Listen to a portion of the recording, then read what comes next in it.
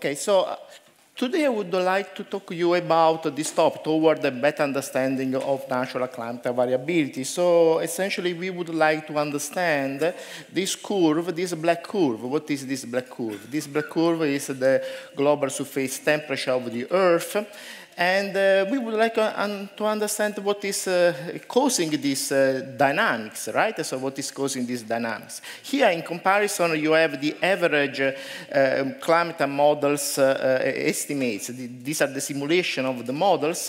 The models use the historical forcing until 2006, 2005, and then they use different scenarios. So these are the different emission scenarios, okay? From this picture, so we would like to understand whether or not this warming, this is the warming observed during 150 years, that is about 0.9 Celsius, is being due to humans, or has been due to nature, or has been due to a mixing of the two, okay? So we would like to understand the percentage, how much humans, how much nature, natural warming, and so on. The first thing that you can see from this picture is that the climate records show periods of warming and cooling, warming and cooling, warming, and then more or less there's this standstill. However, if you look at the models, you see a continuous warming plus some sudden cooling that is due to volcano activity. By this comparison, you can see that there is some difference. Even though the models are able to reproduce more or less the warming observed in the data, that is not enough to claim that the models are correct, because I will explain you why. Now, IPCC has just published this report where essentially they claim that the temperature will rise, if we don't do anything, okay, will rise at 1.5 degrees above the pre-industrial temperature. Pre-industrial temperature is the average temperature between 1850 and 1900.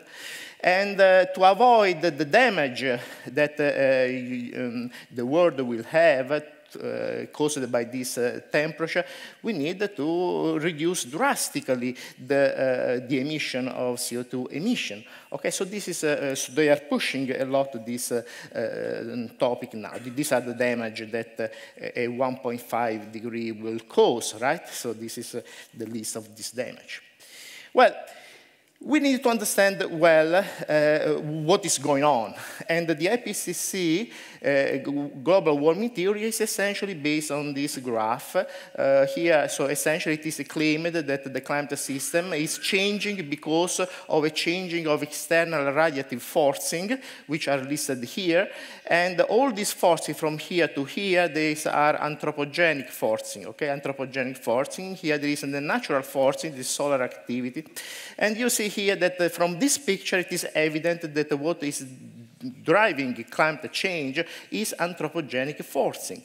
And the sun, there is also the sun, but it's very, very little. It's almost, you don't almost see anything here.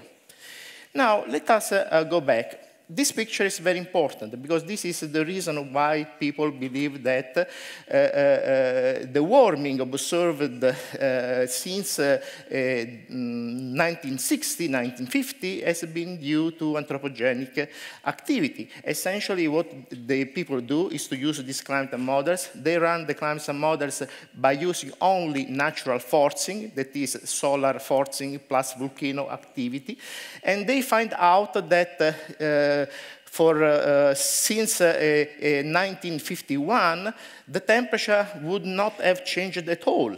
This is the picture, it's blue, okay? Blue means, blue-white means 0. So there would be no change in temperature for 50, 60, for almost 60, 70 years, okay?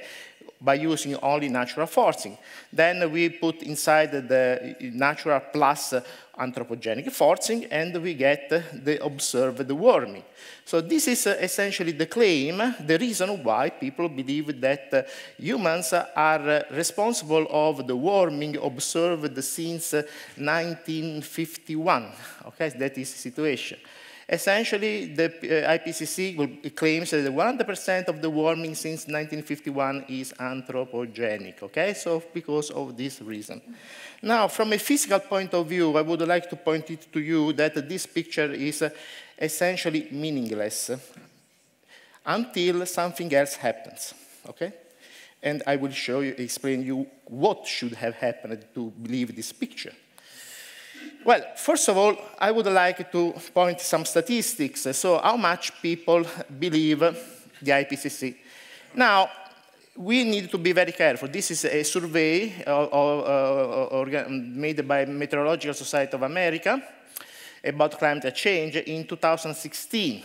So the first question was, regardless of the cause, this is very important, do you think climate change is happening? Yes, of course. 96% of people said that climate change is happening. And so 1% said no, and 3% did not know. Okay, fine. But there is this 96%. Climate change is happening regardless of the cause. This is the key words. Second question, 96% thinks climate change is happening, but remember, the IPCC claims that humans caused 100% of the warming since 1951. When the people are asked what is causing climate change, only 29% of these meteorologists believe that agree more or less with the claim of the IPCC, while 71% essentially, to various degrees, do not believe in the same claim of the IPCC. That is an important issue. Then, when we ask the question, over the next 50 years, to what extent can additional climate change be avoided if mitigation measures are taken worldwide, such as substantially reducing emission of carbon dioxide and other greenhouse gases, here you see that just 1% believe that climate change problems will be solved, okay? Most people do not believe that this measure will solve the problems, okay? That is interesting statistics, I think. Well, from a physical point of view, we need to understand, we need to answer this question. Is the anthropogenic global warming theory built on rocks or built on sand? So we need to see at the foundation. There's a big difference between this and this. This will eventually be destroyed, this idea, okay? That is the problem. And to answer this question, we need to understand this picture. Computer simulation models must be verified and validated. Verified means that one needs to check that the computer climate model has been, the software is correctly written, essentially, okay? So there is an internal, must be correctly written.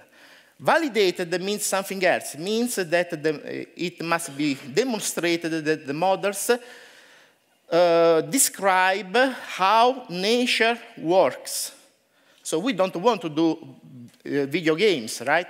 So we would like to understand how nature works. So models must be verified. They should not contain errors inside the software, and they need to be validated. One needs to demonstrate that the model describes reality.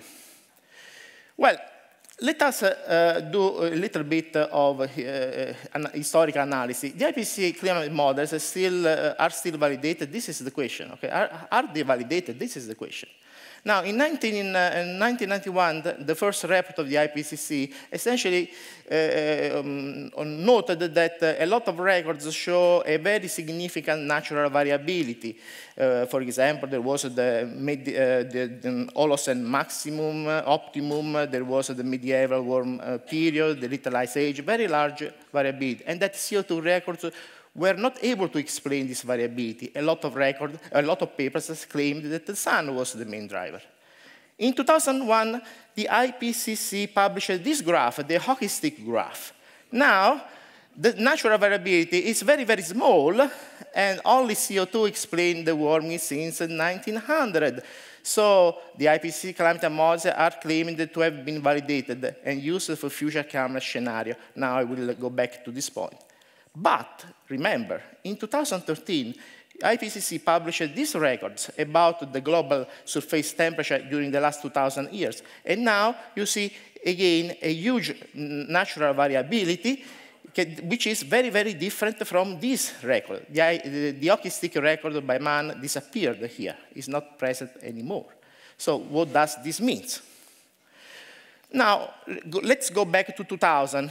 It was claimed that the models were validated. Why? Because people have run climate models against the prediction of climate models against the hockey stick temperature record, and they concluded that the very good agreement between models and data in the pre-anthropogenic interval also enhances confidence in the overall ability of the climate models to simulate temperature variability on the largest scale. So in 2000, it was believed climate models were validated because of this kind of results, okay? But this was because they compared the records against the hockey stick. Well, in 2013, the IPCC published the new record of the temperature, reconstruction of the temperature. And what you see here in red are the simulations of the models, okay? These are the last millennium general circulation model simulation and reconstruction. So you see that the models still continue to reproduce only hockey stick temperature records. However, the new records of the temperature show a very strong medieval warm period that the models don't get. So the IPCC have published the evidence that the models, their models are not validated. And therefore, so why should we believe these models? Something happened in the Middle Age that caused this huge warming that the models are not able to reconstruct. So the models are missing some mechanism capable of producing a large warming. Why this mechanism could not be working also here? Okay? So there is some problem. This is essentially more or less how a more recent reconstruction of the temperature, where you see these large cycles that the models are not able to reproduce. This is around 1,000-year cycle and other things. The models reconstruct only hockey stick, so they don't get this large cycle. And that is enough to say models are not validated. But then there are a lot of publications that have evidenced failures on the climate models. For example, this is the optimum in the Holocene optimum, then temperature went down. The models produced this. This is some extent of ice around, sea ice around the North and South Pole.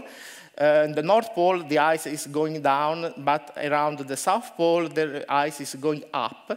So there is a warming here, cooling here, but the models produce warming in both places. Here is another paper just published a few weeks ago. So this is the hotspot. So practically it is, the models claim that the CO2 would cause this warming above the equator at 10,000 meters above the equator in the troposphere, top troposphere. And this warming is essentially this one produced by the models, but the data do not show this hotspot. So this means that this top of the atmosphere is not warmed, so it's not clear what the CO2 is doing, okay? But there is a big divergence. The records of temperature with this large cycle can be only reconstructed by the solar records that show this large cycle. So we go back to while the hockey stick is here. So now people believe this is how what temperature did. Only the solar cycle can do that.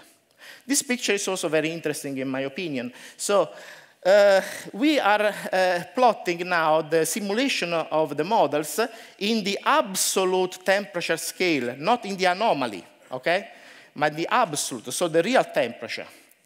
This is the temperature of the Earth during the last 500 million years, okay? So it fluctuates in several ways. These are the simulation of the models during the last century. So you see that some model predicts a temperature of the Earth around 15 degrees Celsius. Other models predict the temperature of the Earth around 12 degrees Celsius, something like that. While the temperature of the Earth is around 14 degrees Celsius. And you see this range is more or less equivalent to the range that the temperature had during the last 5 million years.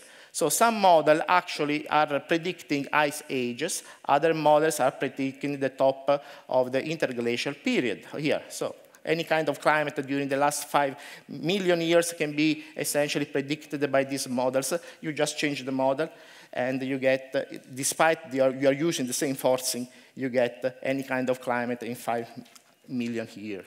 This is what is happening here, right? It should be happening here in Munich, no? So the average temperature in Munich is 9 degrees Celsius in annual temperature, and the models predicts a absolute temperature between 11 and 5, 6 degrees. So this is the temperature of Iceland, more or less, and this is Venice, something like that. So essentially, there's a huge uncertainty in this mode. But why they have this huge uncertainty here? Because they have a different climate sensitivity to the greenhouse gases. And so the climate modes have a huge variability in the equilibrium climate sensitivity. And indeed, this index, which is fundamental, is extremely uncertain. So people do not really know what the CO2, so radiative force in general, is doing to the climate, because there is a large uncertainty of several degrees, between 1 and 4, more or less. Nevertheless, many studies have shown that today show that the climate sensitivity should be relatively low, at least twice as low as the climate models average. The models believe that the doubling of CO2 will produce 3 Celsius, while lot of data show something between 1 and 2 Celsius, so half of it. So CO2 should do at least half of what the models predict. Well, all what I showed you before evidently demonstrated that climate models are not validated. And therefore, they should be one should ask what is missing there. And so we need to go back to the data and ask nature what is happening there. And if we look at the data, if we look at the data, this is the historical temperature. We see a lot of cycles in these records, okay? We see a lot of, so now I will not repeat this because we have discussed. But for us, these last cycles are very important. For a 1,000-year cycle and faster cycle, okay? These are very fast cycles that are regulated these temperature records here. Now, in the historical temperature record, we observe cycle around the 60-year cycle, 30-year cycle, 20-year cycle, around the 14, 15-year cycle. Then there are cycles around the 10, 12-year cycle. Then there are cycles around 9-year cycle, okay? These are the cycles that we see in this record. The climate models don't reproduce any of these cycles. So the climate models do not reproduce the natural variability at all scales, not only from 1,000 years below, they don't get any of these cycles. So what are these cycles? What are these cycles? So this is a 6-year cycle, very important cycle that is observed in the climate system. So this is in the Pacific Decadal Oscillation for centuries. This is the Atlantic Multi-Decadal Oscillation. This is the Indian monsoon record, that is a 6-year cycle. Sea level rise have also a signature of 6-year cycle. This is the sea level rise. Okay, this is 6-year cycle that is inside this record. This is the North Atlantic Oscillation that has the same kind of cycle that we see here. So 6-year cycle is present in a lot of records. So it must be part of the climate system. What is happening here? What is the origin of this cycle? Well, first question is, are the climate oscillations internal or astronomically induced? Is it due to something that's happening inside the system, or is something that is given, comes from the space? Now, it's possible to prove, this is a paper published by me, and so what is happening here is that essentially climate change is regulated by the change in the atmospheric circulation. So we can use the zonal index, so difference in pressure between these two regions, and to indicate, so practically what happens is that the winds move, or so according to the zonal flow, that is something like this, or meridional flow that goes down and up very much. So there is a change between this state, and according to the movement of the winds from this to this state, there is a warming or cooling. So by moving from this state to this state, there is a warming. From this state to this state, there is a cooling, something like that. So there is something that the climate change is connected with this change in the circulation. However, it's possible to demonstrate that if the movement movement is due to internal variability, the zonal index should be proportional to the North Atlantic oscillation, that should be proportional to the length of the day variation, okay? But if there is external forcing, we have the integral of the zonal index proportional to the integral of the North Atlantic oscillation that should be proportional to minus LAOD, length of the day. The data show this, so there is an anti-correlation between, a negative correlation between E zeta E and LAOD, which means that we are under an astronomical forcing. Okay, so that is important. So we have to look at the astronomy. So let's go back to the astronomy now. We need to understand cycles in the astronomy. What kind of cycles are happening in the solar system? One very easy way to understand what kind of cycles are happening in the solar system is to look at the wobbling of the sun. This is a proxy for measuring the cycles altogether. So we can take the wobbling of the sun, calculate, for example, the speed of the wobbling. So the trajectory is this. This has some kind of speed. And then we can analyze the speed. It collects all harmonics of the solar system, okay? Because the wobbling is regulated by all gravitational oscillations of the solar system. Well, we get this result. This is some result published. Okay, this is the evidence that the climate system is regulated by astronomical oscillation. This is a continuous spectral analysis of the speed of the sun, of the wobbling of the sun. This is the same kind of analysis of the global surface temperature. What we see here, there is a perfect coherence between the two records. 6-year cycle here, 6-year cycle here. 20-year cycle here, 20-year cycle here, 14-year cycle here, 14-year cycle here. Then here there is something close to 12 and 10. This is the range of the 11-year sunspot record. This is the signature of the 11-year sunspot record in the temperature. Then we have this and this, 7.5. Then we have 2 other cycles here, and we get something here. These are very small, so we get something, but just a signature. Then we had this cycle, so we get 1, 2, 3, 4, 5, 6, and 7 cycle included here in the speed of the sun. What is missing in this 9-year cycle in the temperature that is not present, the wobbling of the sun, but it's easy to understand this 9-year cycle is a lunar cycle. It's a tidal, a solar lunar tidal cycle because, for example, the nodal cycle is 18.6 years, so we need to take half of it. The Soros cycles of the eclipse is 18 years, so we need to take half of it, so we get 9, always 9-year cycle and so on.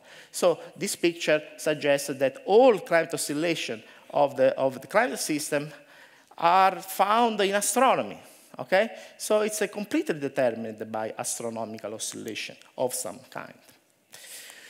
Well, let's go back to understand a little bit better these things. Now, we need to introduce a planetary theory of solar variation, first of all. This was not invented by me. This was introduced by Wolf, who have created the sunspot record, when in the 19th century people discovered the 11-year solar cycle. Wolf claimed that the only thing that could explain this oscillation of the sun were an influence of Venus, Earth, Jupiter, Saturn on the sun. Okay? This was his hypothesis.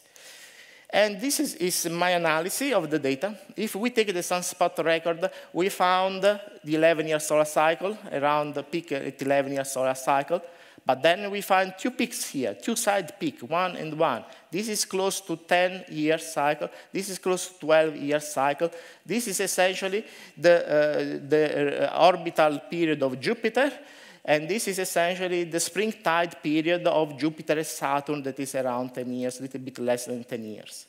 This is another model constructed with the tide now produced by Venus, Earth, and Jupiter. This produces a resonance at around 11-year cycle, and this red one is this resonance. And you see there is a very good correlation between this red record, the black record that is the sunspot record, so also here. So essentially we have what Wolf have claimed. The sunspot cycle seems to be regulated by Venus, Earth, Jupiter, and Saturn. So we can reconstruct.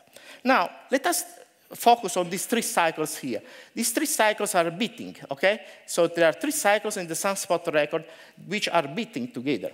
And it is possible to construct a very simple model by using the cycle of Jupiter and of Saturn with their phase, astronomical phase, plus the cycle of the 11-year sunspot cycle.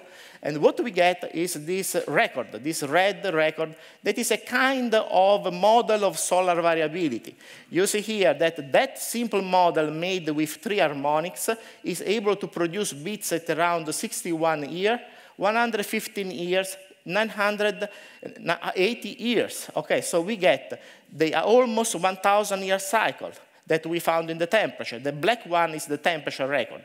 We get this 115 years that are these peaks here, which corresponds to the peak that we observe in the temperature record also for 2,000 years. And you see here also in a zoom, it's a zoom of this peak, this peak, this peak. You see the temperature record that goes exactly like these peaks. Then we get the 6-year cycle, the 1, 1, 2, 3, 4. So we have this kind of 6-year cycle that appears particularly during this period. So this very simple model explains a lot of cycles. So we get now the 20-year cycle, 10-year cycle, 20-year cycle, the 60-year cycle, 115-year cycle, 1,000-year cycle there. What else? Now we can use this model to do forecasts for, the sunspot record can be, on the base of this record, the model predicts that the sun is entering in a grand minimum here. Okay, so the model is predicting this grand minimum. Now we are very close to we are here, essentially. We are more or less here. And so it's predicting for 2030 a grand minimum that will reach this grand minimum here. And this is exactly more or less what is observed. This was a paper published in 2012 by me. And the sunspot record was here, now is here. Okay, so it is following the prediction of this model, more or less. So this model just assumes that there is some regularity in the sunspot record. Okay, so now it's predicting well these things. Now this is another study, always published. So we get a study, the stable orbital resonances of Jupiter, Saturn, Uranus, and Neptune. And so now we are looking at the big planets of the solar system. This creates a very complex dynamics. And what is possible to demonstrate, this is theoretical physics, so they can be calculated, this resonance. This resonance can be calculated, and what we get here is the Alstadt cycle, we have the Jose cycle, we get the Gleisberg cycle that is here, okay, Gleisberg cycle, then we have the 60-year cycle, 45-year cycle, 20-year cycle, so all these cycles that we find in astronomy, which are theoretical derivative, so this is a theoretical formula, okay? And the climate oscillation or solar oscillation, because we found all these oscillations, the solar and climate records, are essentially stable orbital resonances of the large planets. So the entire solar system is driving all these oscillations. So what can we do? Okay, let us create a model by using this oscillation. So we have a 953 years oscillation, 115 years oscillation, 60-year oscillation, 20-year oscillation, 10.4 oscillation, that is the average of the sunspot cycle during the century, okay? Then we have 9.1 oscillation, that is the moon cycle. Then we can add a component related to volcano and anthropogenic forcing, which is derived from the models themselves, okay? But with a factor B that needs to be evaluated empirically to get the data, essentially. So the model is this one.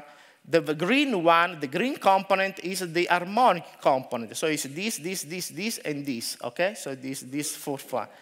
Then there is this component here is the gray component that includes the volcano and the greenhouse gases, anthropogenic force, and so on.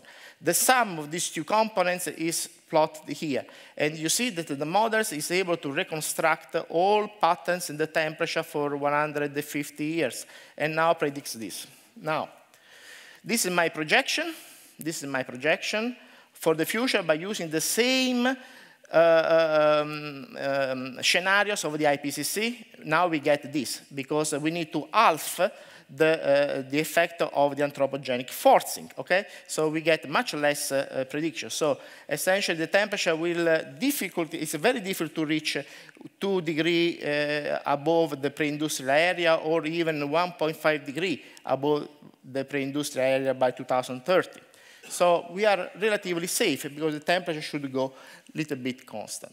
Now, I would like to point to you this point. I presented in 2009, February 2009, I presented my research at the Environmental Protection Agency in Washington, and I was invited where I presented these things. You can find these things in the internet. This is my presentation 2009. In that occasion, I did this prediction based on what I am telling you. So practically, I told them that in 2009, that the temperature would not have grown during the next years until 2030, okay?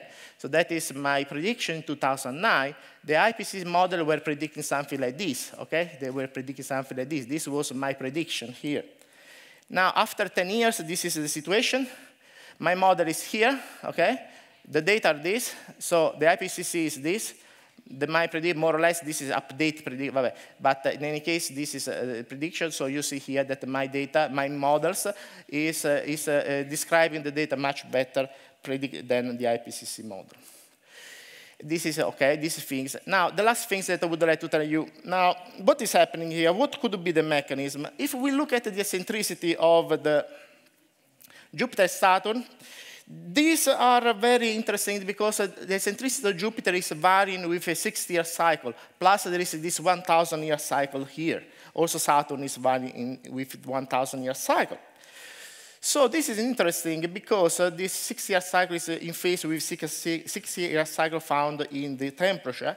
And the idea is this one. Essentially, the pulsing heliosphere is maybe this one may be one of the mechanisms that, in my opinion, should be investigated together with the cosmic ray hypothesis. There might be some interplanetary dust cloud forcing. So essentially, the planets are moving dust internally to the solar system here. This dust, this interplanetary dust, when it falls on the Earth, may favor the production on cloud system. So you see here a very strong correlation between the cloud cover and the climate change. So a very, very strong correlation. So one possibility, one possible mechanism together with the cosmic ray is this one, is a dust cloud forcing. So this is something that I am trying to prove right now. So that maybe one mechanism, interesting mechanism that is not present in the IPCC models. Okay, so this is my conclusion. So essentially, the climate system is very complex. There is one part of anthropogenic forcing. It's very, very weak, much weaker than what the IPCC claims, at least half. There is some volcano activity, so there is some internal variability, but essentially there is also a dynamical component, a harmonic component, which is regulated by astronomical forcing. And so this forcing is driven by the movement of the planets around the sun, that creates some set of stable resonance that will synchronize the solar and climate activity. And then there are many mechanisms that go up to determine the climate system. Okay, so essentially, in particular, dust and cosmic ray modulation.